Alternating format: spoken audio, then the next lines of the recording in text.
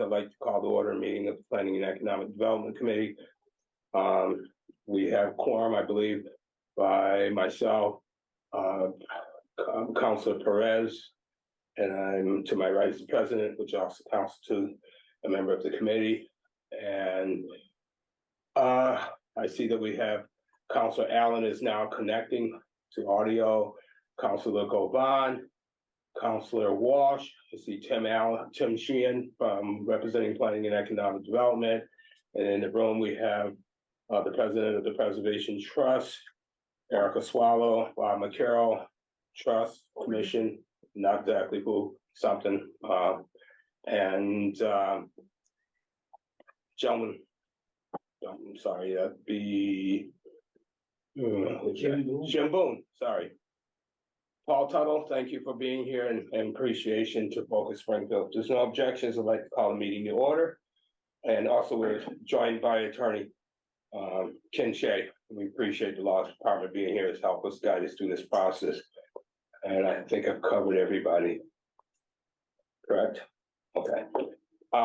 Just for the sake, the agenda item is specifically, and I just want to be focused on one agenda item today only, and that is the historic designation of the portion of the former municipal hospital. This meeting will not be about the future or use of the 17 acres, including the Vibra Hospital. This will be specifically about the request for a designation of a historic district on that one particular part of the parcel. I'm going to turn it over to Mr. Sheehan to give us an overview and to an explanation of who Debbie is. Who is Debbie? It doesn't matter. So, Tim Sheehan, would you mind taking us? The floor is yours, please. Thank you, Mr. Chair. So the concern that was raised previously with the subcommittee from my department was ultimately state statute requires the Historic District Committee, which in Springfield is the Historic Commission, to undertake a report on the historical and architectural significance of the property or of the buildings in the district when it's being proposed. That report was not undertaken by the Historic Commission. The Historic Commission relied on a report that was issued from the applicant that was seeking the designation and did not do an additional independent report. That report ultimately is the basis for the information associated with the public hearing regarding the proposed district. The report is statutorily required in creation of the district. So in so much as the Historic Commission did not commission a report or do the report itself, I believe the request that's been advanced to the council for consideration is lacking the underlying statutorily required components for the council to effectively make a decision as to whether it wants to support the district designation or not.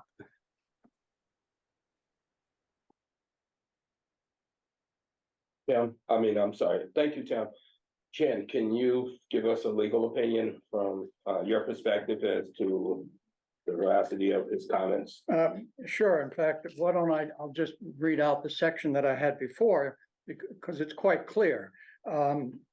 So it's guided by Chapter 40C of the Mass General Laws. And under that, Section 3 of that statute states that prior to the establishment of any historic district in a city or town, an investigation and report on the historic and architectural significance of buildings, structures, sites to be included in the proposed historic district shall be made by the historic district. So that's a pretty strong word in a statute. When it says shall, it eliminates any other way of interpreting that statute. So it says it shall be made by the Historic District Study Committee or by the Historic District Commission as provided in this section and in section 4. So what would have to happen is this is to be legitimate, has to go back to the Historic Commission, and they will have to initiate a study from the Historic Commission and most likely paid for by the Historic Commission in some fashion. And that's the report that will have to be relied on for going forward. Question, okay, if that be the will of the council that it goes back to the commission with that request, who actually would the commission be using, or would it be to their discretion? I mean, obviously there's the controversy seems to be about who did this study, who their connection or role. So who would be doing the study once it's sent back with that request? I can answer that for you, Ken. Yeah, okay. From the Historic Commission, assuming that they want to advance this, the commission would hire a historic consultant to do the independent third-party analysis. Okay, and related to that, I believe this last budget that we passed, there was money allocated for the hiring of a person to do historic. Has that occurred? I have no information on that, but I do know that historically, the Historic Commission used to have a line item in the budget. They don't any longer. But if they were in need of resources, the planning department would step in and provide resources for them. Okay. The questions from my colleagues start with before I open it up to our guests. I have a question. President Letterman. So thank you, Mr. Chairman, and I see Council President, Councilor Walsh also have questions, but what I'd like to ask is relative to if this were to return to the Historic Commission, are there currently funds, Tim, to support them in pursuing the outside consultant to complete this study that the administration is looking for? The department has resources to cover that cost. And so are you committing here today that if this goes back to the Historic Commission, they will be able to swiftly order that study? Yes. And then relative to the technical aspect to get it back to the Historic Commission, you know, I haven't done that in my time. So in terms of what the council would need to do, is there a formal way in which we can refer this back to the Historic Commission, or is it really that the Historic Commission just needs to essentially repeat its original process? What aspect do we have to consider there, either for probably Ken or Tim? Well, I would think that at least a request would have to be made to the Historic Commission by some entity. The city council will have authority to ask the Historic Commission that we'd like a study done on the X property. And that would be. And then would the Historic Commission need to rehold their hearing and vote? Yes, it would have to be a process brand new from the start up, as though nothing had happened in the past. That concludes my questions for now. Council Govan. So thank you, Mr. Chair. So did I hear correctly that there has been a study done already? There's a study been done, but the question that seems to be at issue is if there was a study done, but the legality of who did the study is in part with at question. And I believe that we are probably beyond arguing whether or not it was a proper study or not, and are at a point on how to move things forward.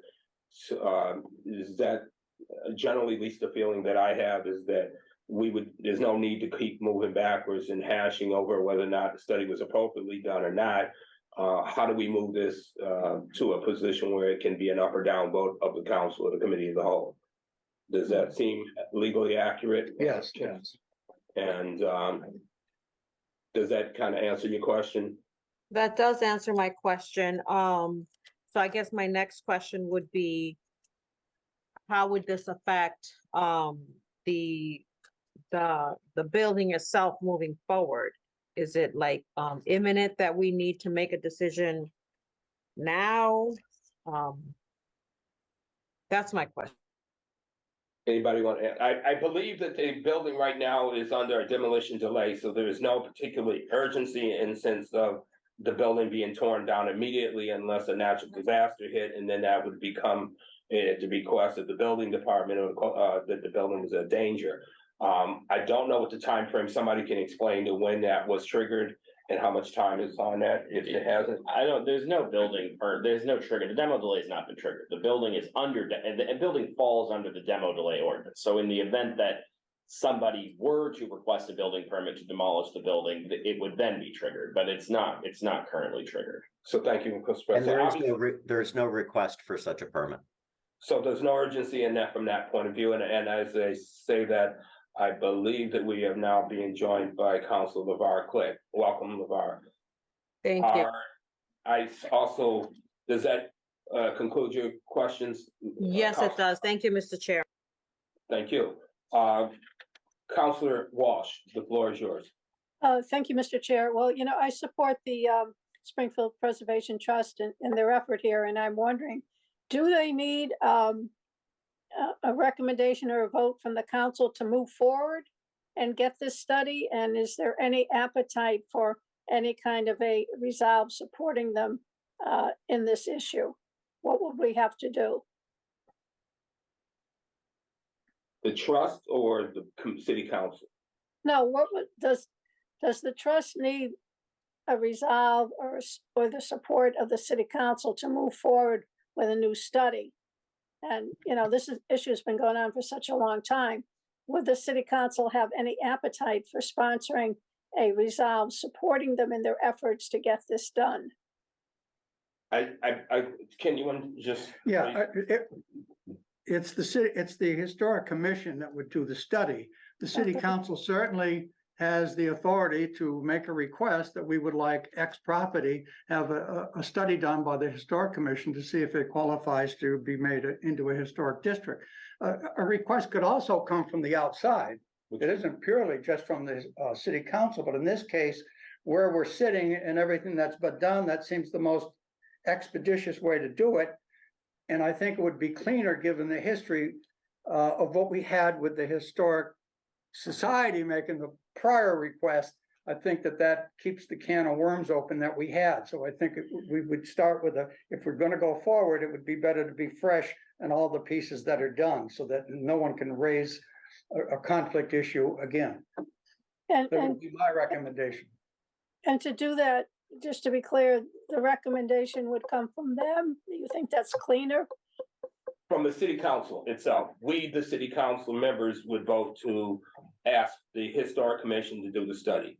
That would insulate or take the trust originally, who were the ones who made the application or suggested the application. They would be out of the picture. Their advocacy would still be there. Their desire for it to be created would still exist, but the applicant for the request would be the city council itself. No, I would support that. Councilor Walsh, does that conclude your questions? Yes, thank you, Mr. Chair. Thank you. Councilor Perez. Yes, I just, Councilor Letterman answer some of the questions that I have, but in particular, listen to the report, I will be in support of recommending that the council go back to the council and approve for the independent study. Thank you so much. Thank you, Councilor Perez. Any councilor have a question before I turn it and ask for comment from representatives from the trust? Bob or Erica, either one of you, would you like to comment or add anything to what's being discussed? Yeah, I think so. Yes, we would. Please. Though it seems that the city council has determined that they agree with the planning department and legal department that this was illegitimate, I would like to point out the exact process that was taken for the report, and that it was indeed commissioned by the Springfield Historical Commission of the Trust. So on October 20th of last year, the commission voted in favor of creating, we petitioned prior, of course, they did vote in favor of creating it. On October 27th, the commission then reached out to the Springfield Preservation Trust to request that we draft a preliminary report. This was an email from Jalissa Davila Ramos, in which she states, I apologize for the misunderstanding. The Springfield Preservation Trust would be responsible for preparing the report to include the methodology, historical significance, summaries, photos, etc. The city would provide the map and of course the ordinance and send it off to the Massachusetts Historical Commission for their review. I'm attaching a copy of the support letter from the Springfield Historical Commission, et cetera, et cetera.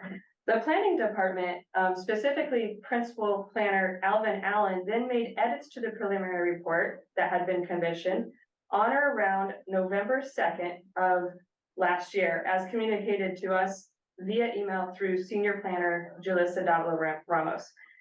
Then the Springfield Historical Commission's November 17th meeting, they did a final review of this edited report that had been edited directly from the planning department, and approved that the report, they voted unanimously and approved the report to be sent to the Massachusetts Historical Commission for the next step in the process. The Massachusetts Historical Commission at the state level reviewed the report and requested additional edits be made to deem it complete. These edits were completed indeed by the Commission's Springfield Preservation Trust, then were reviewed by the Springfield Historical Commission, and then resubmitted by the Springfield Historical Commission to the Massachusetts Historical Commission. This was in December of last year via Jennifer Doherty, the local government programs coordinator at MHC. Finally, on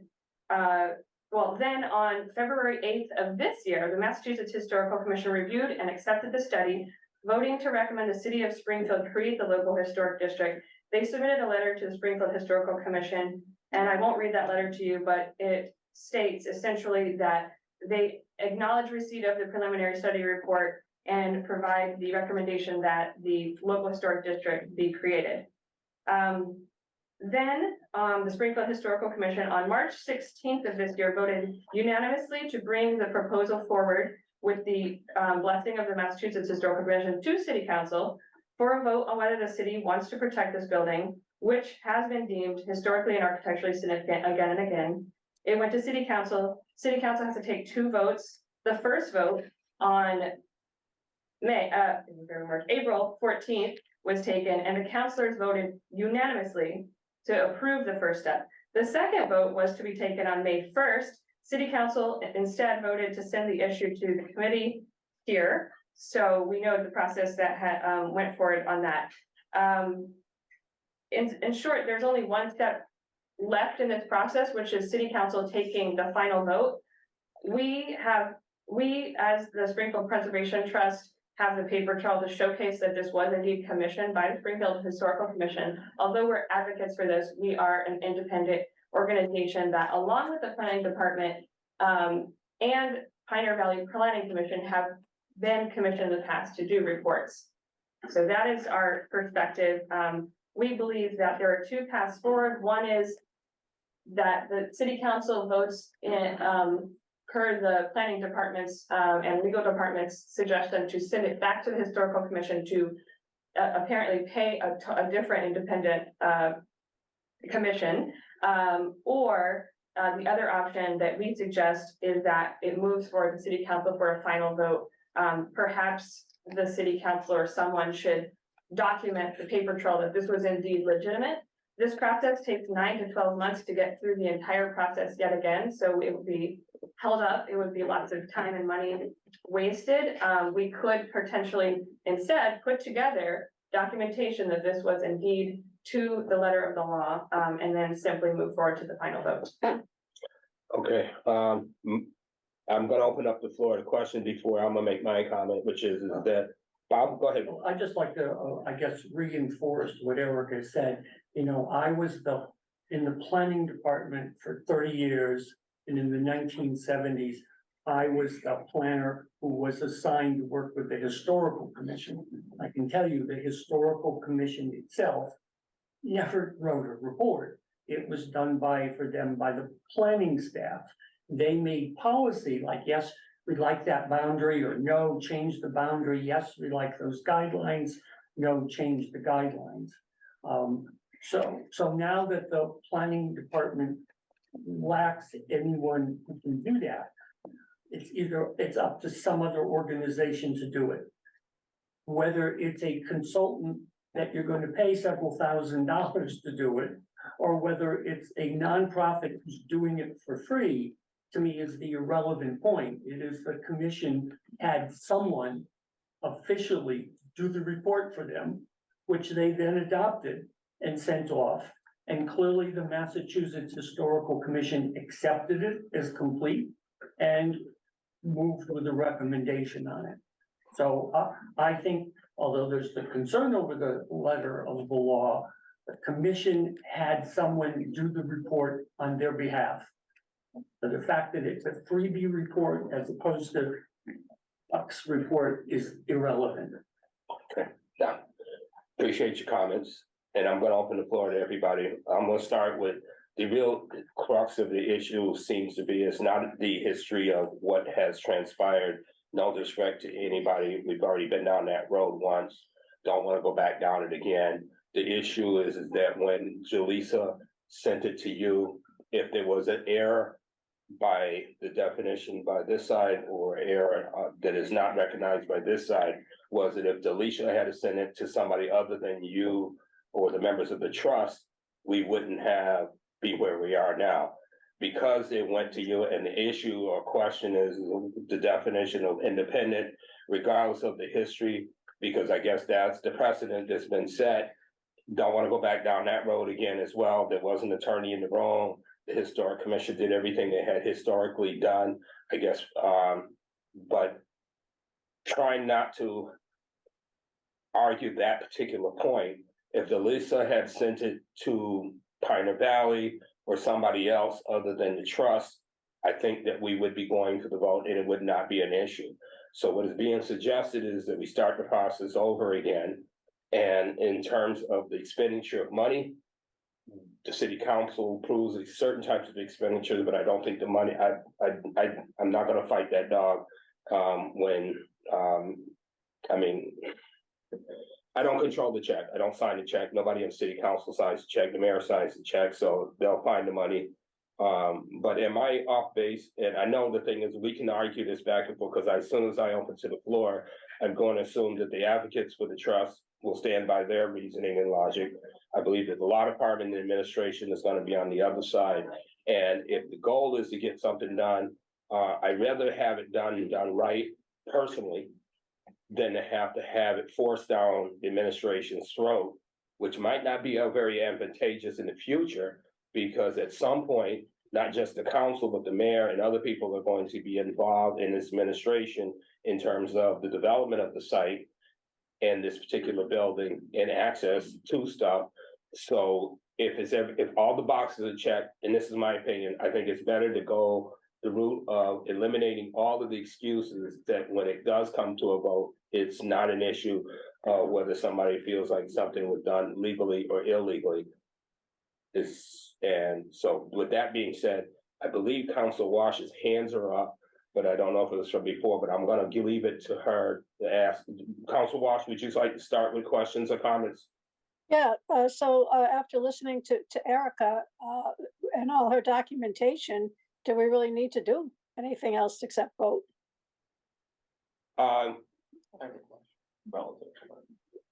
To that point, I guess, yeah, I'm not prepared to answer that question yet, but maybe your question gets answered as we move a little further along.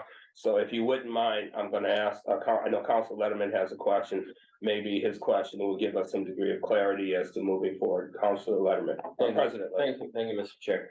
Well, let me start by saying, I don't think any of the councils have arrived at a definitive conclusion on how to move forward. I think we're having this meeting for the purpose of determining Yes. how to move forward. Right now, what I think is clear is there is a desire by the council to apply historic protections to this building. And I've said that from the beginning. Either you believe it's a historic asset or you don't believe it's a historic asset. I think we have on the record that most folks believe it is a historic asset. I certainly do. And I am able to say that because when you declare a historic commission, you're not sitting, it's not a special permit. You don't have to sit and hear evidence. You either believe the ordinance applies or you don't believe the ordinance applies based on the facts presented to you. So this is I feel like we're confusing two processes in some ways, but with that said, I think what all the counselors want is to make sure that whatever gets recorded in its final and official capacity is binding and is defendable and is defended by the administration. This is a challenge we have with the two branches of government. Certainly, the council can act in our authority, but it requires executive authority to enforce and defend. So the question that I have is relative to the process that Erica described, and I would like to hear, Tim, from you, Director Sheehan, relative to, why, in fact, individuals that are employed by your department requested this study to be done by the entity that they did. I mean, how does that square with the challenge that you've described? I don't believe they had the authority to make that request of the petitioner.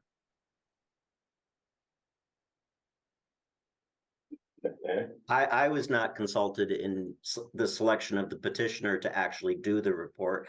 I would suggest that would be a clear conflict.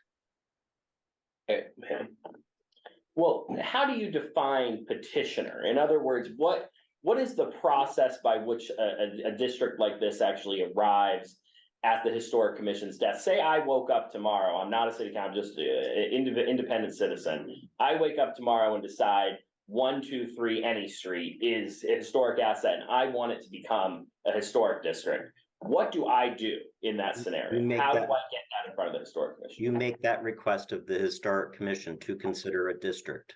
And how do I make that request? You come to a commission meeting and you make that request of the commission to consider. So I appear in a public portion and I say, I think this should be considered. That's correct. Do I submit any formal paperwork? It would have a boundary and it would have an understanding of, what buildings are in the proposed district. Is there a form to do that? Do we have a process for that? Is there a form to do it? Right, like how do I formally make the request and therefore become the designated petitioner? I believe the process has traditionally been that the request is made of the commission to hear someone who wants to advocate on behalf of the creation of a district.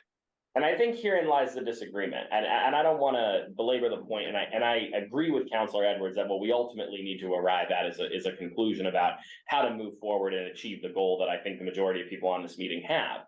But I think my understanding of this process is that the Historic Commission, should it choose to take up an issue, is always the petitioner.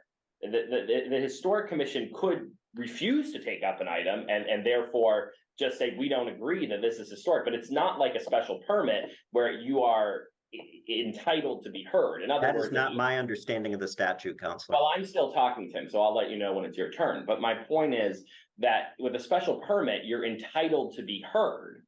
And so it's different because if you apply for a special permit before the city council, for example, we are required to allow you to come and petition.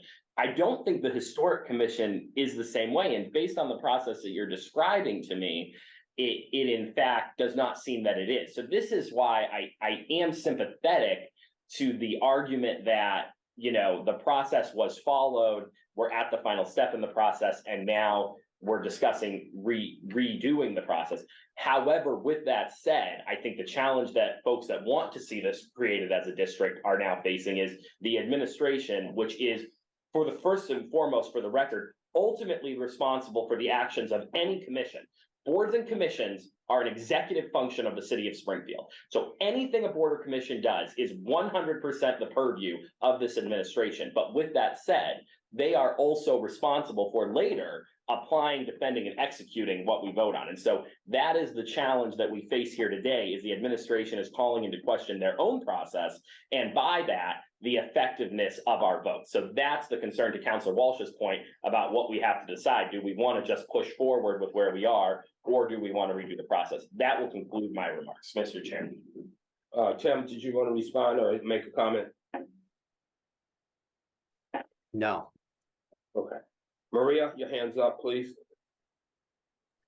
So, for my understanding, by what I heard, it was the process that is in question right now, how the study came about, and Yes. hearing from the attorney, he's referring to chapter 46, section 3. So, as a counselor, I want to be clear: was the process the issue at this point? Yes, it's not, we're not debating whether or not this should be a historic district or not. What we're debating specifically today and what we're proposing to bring back to the council is the question of the process being flawed. And from one side, it suggests that it is, and from the other side suggests that it wasn't a flawed process. So the suggestion that is in the room or is that because neither side will give on whether or not who is right, and don't want to get into an argument of which side is right. The simple solution would be to start the process all over again and make sure that Elisa does not reach out to this trust to be the independent study of the process, but in fact, reach out through the proper channels within planning department, get the proper funding, and then seek an independent, or at least somebody that has clean hands related to this original process to bring that study back to the commission that would then go back to the state and bring it eventually back to the council for an up or down vote. Does that seem accurately said? You've explained that properly, and let me go back again and go over this, because it seems to be that the issue seems to be that the Historic Society feels that the process that was followed is proper. And to Jesse's point, if someone wants to have a study done, that's the purpose of the Historic Commission. The public can come in, just as the society can come in and request the Historical Society look at X property to see if it's going to qualify for being a historic district, okay? There's no formal form. We could draft a form, but I don't think there's a formal form, but it might be an idea if someone wanted to do that. And once that is brought to the Historic Commission, it is their responsibility to then hire someone to do the study and provide that study. So while we've had a very detailed explanation from the society of all the steps that were followed, they all fit together. The problem is that the whole process was flawed in the beginning. So while you can follow all this happened on this date and this happened on that date, and it all comes together, the very beginning of the process was flawed. So you can't correct it by saying, well, we did this and we gave it to the state. The state simply took what they were handed, said, oh yeah, this looks good, and send it back. Now, so if you want to do a historic society district in the city of Springfield, or I think anywhere in the state, because the statute covers that, it is the Springfield Historic Commission is responsible for conducting the investigation of the desirability of establishing a historic district. That's the purpose of the historic district, to establish that. And the public makes the request. What we've got here would be sort of like, we've got the Historic Society came in, they had a study done, it states right on it, it was done for that'd be like me going to court and I'm accused of drunk driving, and the attorneys for the state say, well, have you got proof? I say, yeah, here's my breathalyzer. I'm going to give you my evidence. And then the state uses my evidence as the defendant and goes forward. That would be a major conflict. And that's sort of what you've got here. The party that wants a district presents it to the Historic Commission, says, here, this is what we'd like, this is what we've done, and they rubber stamped it and sent it out. So that's where the problem is. So just because everything was cataloged and dated and followed in a procedure, if the process is flawed in the beginning, it stays flawed no matter how it comes out on the other end. And so we've got to fix that, and we've got to comply with Section 3 of Chapter 40C. Well, it's an easy thing to do. There's funds there to do it. There's no problem getting the funds. We know what has to be done. The council can make a formal request if we need to, the society can make a request. But I think in this case, because of the past, we ought to go forward with the council. It's a simple vote. And there's a study already been done. I'm sure that they can take a look at that. I don't know how they'll do that. But nevertheless, I don't think it's going to take as long as it's been put out there where we've already gone over that ground. So, let's not go backwards when we can move forward much faster. Mr. Chairman, Yes, this whole thing is giving me a huge headache. I don't understand why we create historic districts all the time. Why is there such a problem with this one? Well, if I may, the ones that I think. that were- Usually it comes to us, okay, well, they want, Atwater wants an historic district, the building wants an historic district, we just do it. I believe without sharing more than needs to be shared in confidence or in lack of factual, most of the historic districts we have had done have not been overly controversial. They haven't, this district will impact a 17-acre site. We have never created or had one, even when we created Atwater. I don't believe the size of the Atwater district would encompass 17 acres. And the controversy around it may have been people in their neighborhood who were opposed to it, but generally were in favor of it. But there was no potential for future development by it. So I assume that, I'm going to assume from my perspective, that that is part of the problem or the concern, is that once this district is created, well, the advocates will suggest that, you know, this building, once it's created, will be able to be help with the future development because they can apply for historic tax credits and things like that. But the magic word there is apply. So that doesn't mean they will get them. They may get them, they may not knowing any way or the other. But I think the real issue is because it's the scope, size, and the potential for development at this particular site. And because these two buildings are connected physically to each other, because nobody's really concerned, and from a historic point, of what happens with Viber Hospital. They're only concerned with the portion where the historic portion of that, but they are actually physically connected.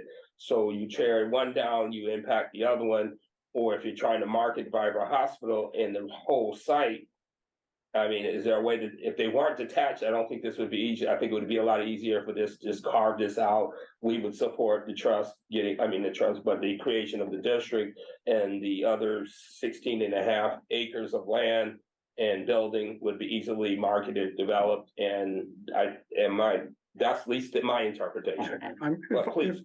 If I may, and I think Councilor Walsh, the problem here, and I think everybody in this room recognizes, is that when Councilor Mr. Edwards pointed this out, we haven't had a controversy really on other districts.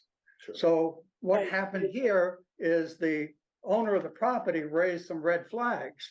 And when they raised those flags, we took a look at it and realized that all the ones we've been doing, we followed the pattern, as you pointed out, where a request came in and you did the study and everything moved fine and everybody was happy. But when we had to look at the challenge we were confronted with when the owner of the property raised the flag that we could potentially sue the city, we looked at the process and realized we've got the cart in front of the horse in this, and we've got to change that. Okay, so going forward, the process should be that if they want to create a district, you'd come to the Historic Commission, you make the request, they would hire the people, they would get the study done, and it would go forward that way. So I think that's why we've never had a problem before. But if you go back and look at a lot of the others, they were done the same way, and no one challenged them, and we're not going to open Pandora's box on those.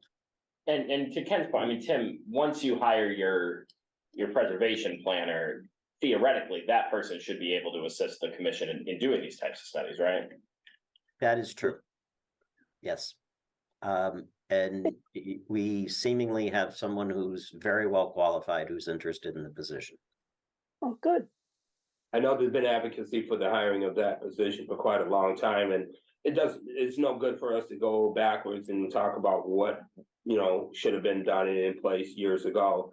But there was also questions about the attendance of people who are supposed to represent the city at the commission, knowing and being aware of the parameters in which they're supposed to make their decisions and contributions as well. So the charges for as we get through this particular issue is making sure that the planning department, commission, and everybody has the right tools so that we don't have a repeat of these types of things, that everybody knows exactly what their role is.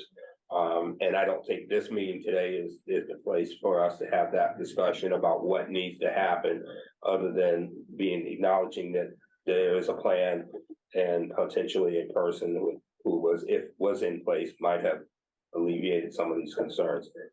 Any other questions or comments? Councilor, President Letterman, you.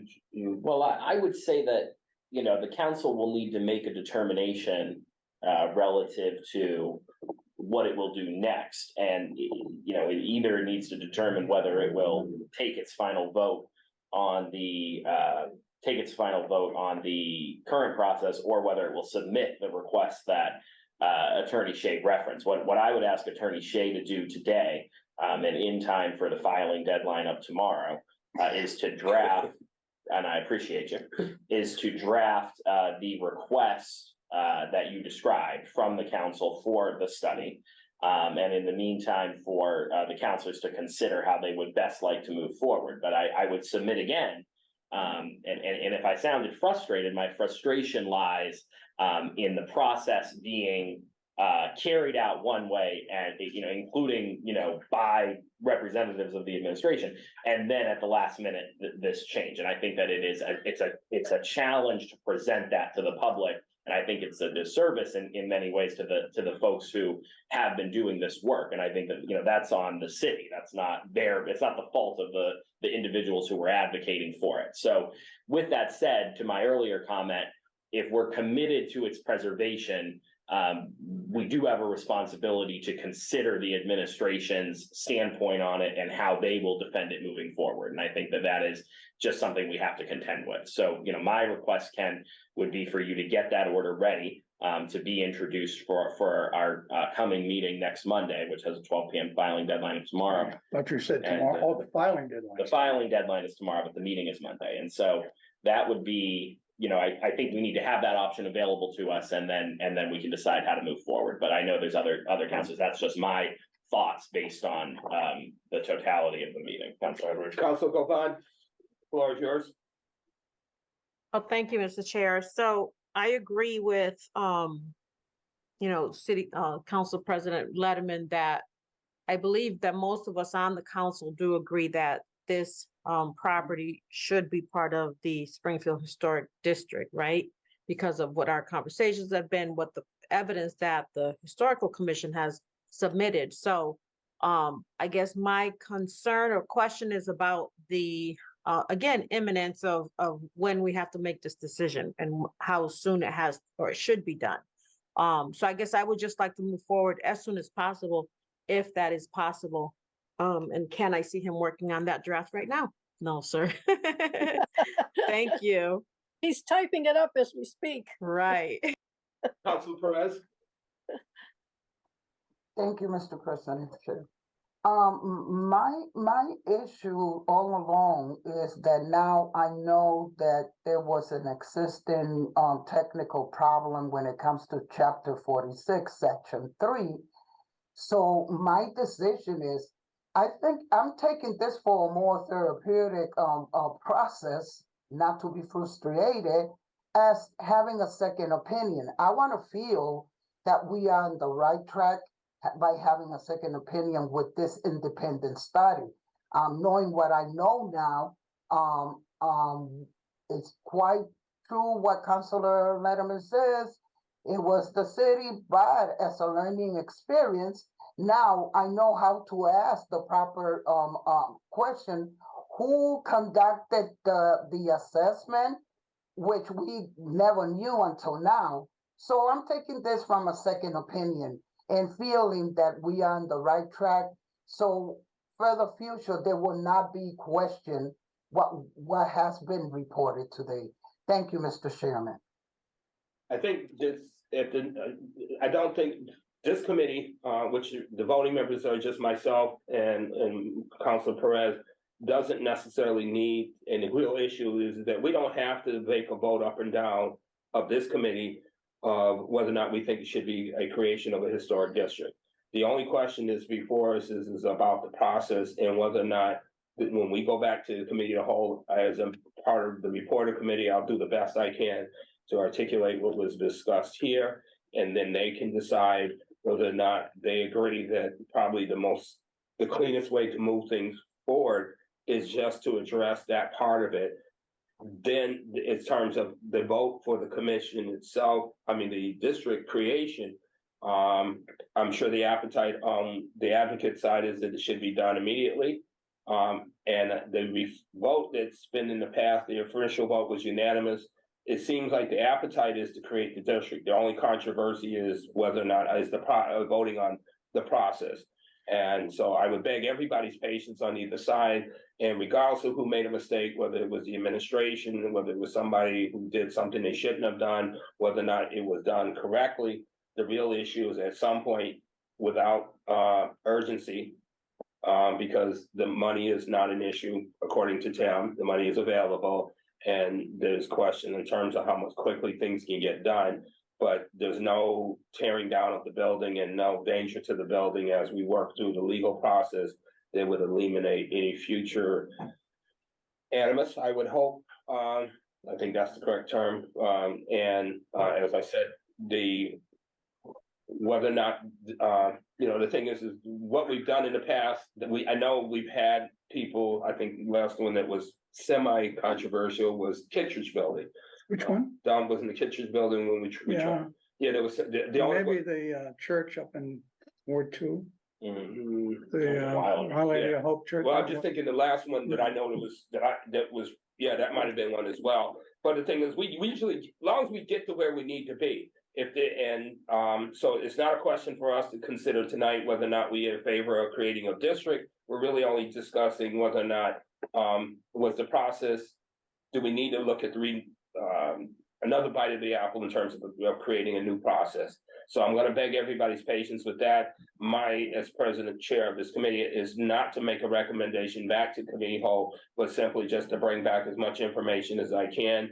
Have Attorney Shea, Tim Sheehan, and any advocate from the trust who wish to comment at that meeting to the committee, address the committee to whole, to be afforded that opportunity, and then let the committee to whole decide what they want to do. And they will have the option of doing whatever they choose, if that seems appropriate at this point. Yeah. And if you have a comment, I have a question for the city. please. So the Springfield Preservation Trust would like clarification on how we can engage, to your opinion legally, with the Springfield Historical Commission.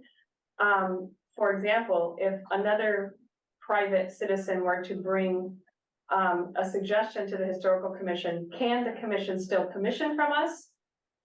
You could, if a private citizen came to your organization and said, Came to to look the at this, commission. right, you could bring that to the Historic Commission and request a study. Is that your question? No. Yeah, No, my question is, so the problem here has been explained that we, as an advocate among others in the community, went to the commission. We were among a group of private citizens and we being a private nonprofit with other individuals, came as a group to the commission and said, we suggest that you petition for the creation of a local historic district. They voted to do that and then came to us. We happened to be in that situation, an advocate for the creation. Another situation, I would like clarification.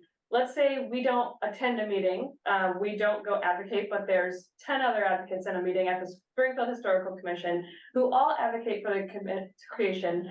They find that the commission decides we would like the Springfield Preservation Trust to be. That would be to my opinion, and not as lawyer, that's where the flaw is right there. right. The commission should not be reaching out to the trust to do the study in the Even if future. we didn't advocate. Even if you didn't advocate, they need to have somebody who is detached from it so that you're not the advocate, you're not the creators of the study. Right. That's the flaw of the fly. Never create a study for the future. Or not for this. If you guys do study or advocacy, I mean, that's just, I think that's what the real crux is that it's not that you were the advocates or members of your organization were the advocates. The issue is that when it got to the to the commission should have reached out, and the question is, what's the definition of an independent?